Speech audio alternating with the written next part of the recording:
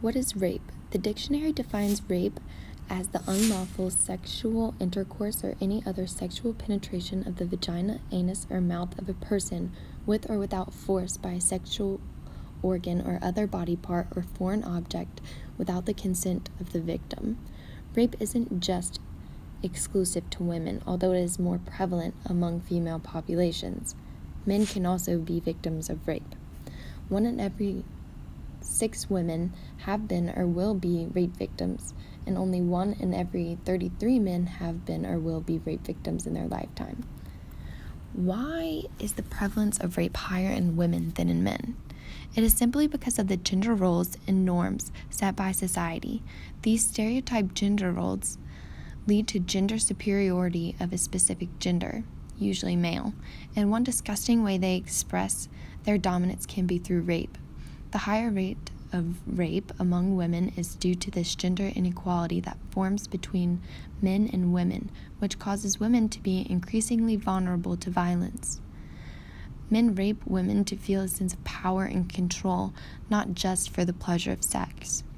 Men rape women because they feel they have been taught by society through these gender roles that they have the right to claim a woman's body. Rape is horrifying and dehumanizing. It is the betrayal of what should be an intimate and connective act.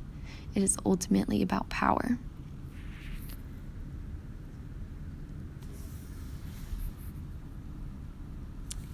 For example, in Orange is the New Black, Pennsatucky's and Coates' relationship.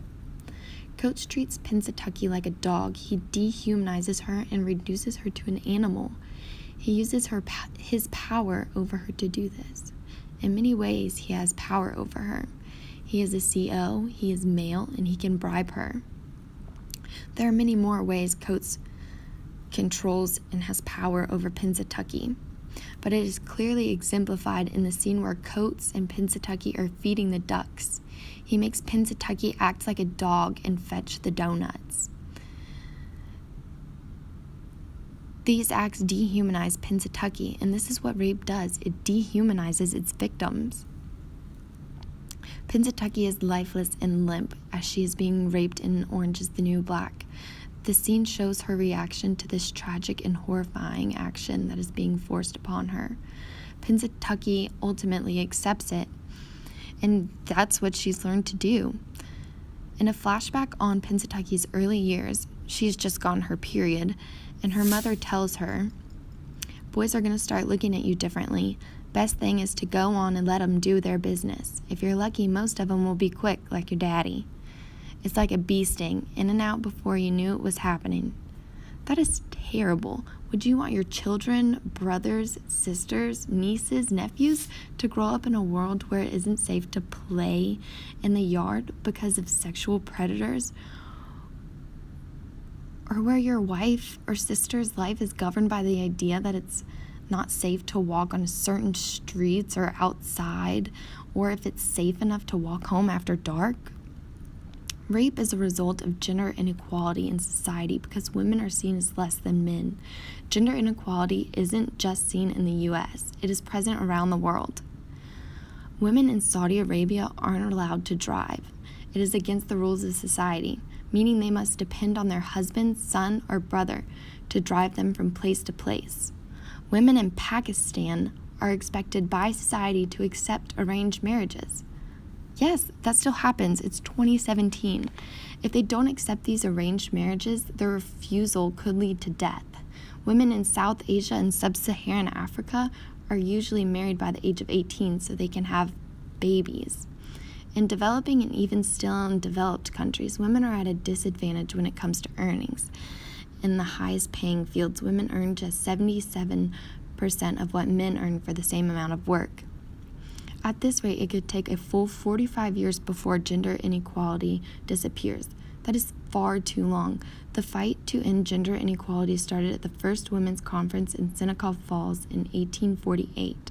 The women's movement evolved out of social reform, such as the abolition of slavery and the social purity and temperance movements. Women began to realize that in order to transform society, they would need their own organizations to do so. They campaigned upon a whole range of issues from guardianship of infants, property rights, divorce, access to higher education and medical professions, to equal pay and protective legislation for women workers, many of which are still campaigned for today. Gender equality for women should be a right and not a privilege.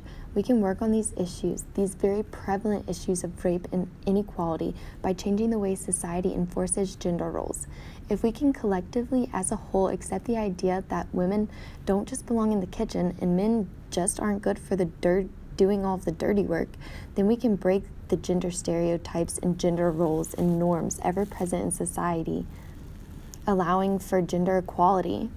We can work on these issues, lower the rate and prevalence of rape by changing the way society, by the way we think about gender roles and gender stereotypes.